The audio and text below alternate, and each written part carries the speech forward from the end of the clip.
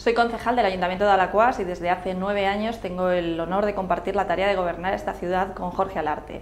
Conozco su manera de ser, su manera de trabajar, incansable, y su compromiso con esta ciudad desde que el 13 de junio de 1999 consiguiera la alcaldía. Su máximo compromiso desde ese día ha estado y ha sido con Alaquàs y con sus ciudadanos y sus ciudadanas.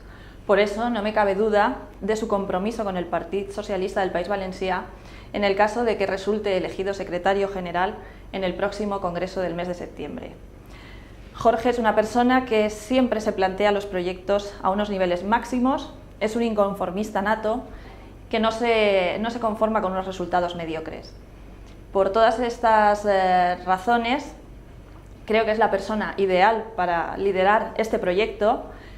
Creo además que tiene dos cualidades básicas en un político, que son la lealtad y la honradez, y además la capacidad de conectar con la sociedad, algo que nuestro partido en los últimos tiempos ha echado un poco de menos.